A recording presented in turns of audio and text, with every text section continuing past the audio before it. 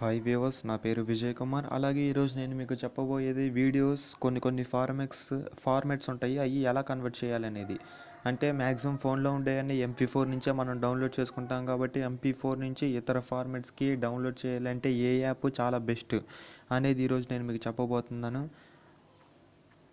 So దీనికోసం మీరు ప్లేస్టోర్లోకి వెళ్ళి ఫస్ట్ ఫార్మాట్ ఫ్యాక్టరీ అనేది డౌన్లోడ్ చేసుకోవాల్సి వస్తుంది.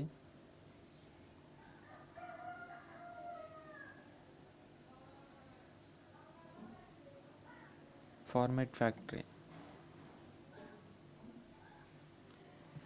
ఫ్యాక్టరీ అంటే మనకి ఈ ఆకారంలో కలిగి ఉంటుంది. వీడియో ఫార్మాట్ ఫ్యాక్టరీ దీని పేరు. నేను ఆల్రెడీ ఫోన్లో ఇన్స్టాల్ చేసి పెట్టుకున్నాను కాబట్టి నేను బయట ఒకసారి ఓపెన్ చేసి చూపిస్తున్నాను మీకు.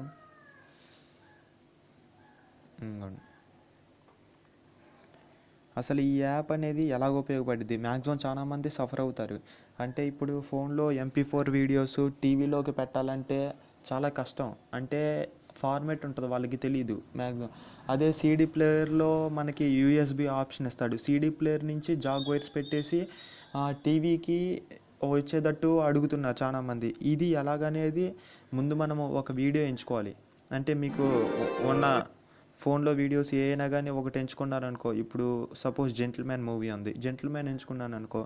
ఈ జెంటిల్మ్యాన్ అనేది MP4 కొన్ని ఫార్మాట్స్ ఉంటాయి. ఒకవేళ మీరు CD ప్లేయర్లో నుంచి టీవీకి పెట్టాలనుకో, దానికోసం మీరు DVD PAL ఫార్మాట్, అలాగే AVIలో అయితేనేమో AVI ఉంటుంది. AVI ఫార్మాట్ అంటే ఆడియో వీడియో ఇంటర్ఫియర్ ఏదో ఉంటుంది. ఈ AVI అనేది CD ప్లేయర్లో నుంచి టీవీలోకి పెట్టాలంటే CD ప్లేయర్కి USB ఆప్షన్ ఇస్తాడు కదా, దానికి ఏమో ఇది 640x340 రెజల్యూషన్లో పెట్టి అప్పుడు AVIలో కన్వర్ట్ చేయాలి. అదే DVD PAL ఫార్మాట్ అయితే మన ఇష్టం. ఇప్పుడు నేను సెలెక్ట్ చేస్తున్నాను ఇది. రిజల్యూషన్ చూడండి, ఇక్కడ 720x456. దీన్ని ఇలాగా చేసుకోవచ్చు, అదే ఇంకా తగ్గించుకోవచ్చు. ఇదే హెచ్డి, చాలా హెచ్డి మ్యాక్సిమం. ఇక కన్వర్ట్ చేసుకుంటే కన్వర్ట్ నవ్వని చెప్తే ఆటోమేటిక్గా వీడియో అనేది కన్వర్ట్ అయిపోయింది ఇదిగో ఇలాగా.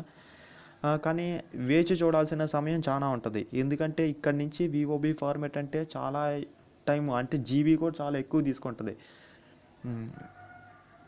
సో నేను ప్రజెంట్ అయితే క్యాన్సిల్ చేయాలి అని అనుకుంటున్నాను, నాకు అక్కర్లేదు కాబట్టి.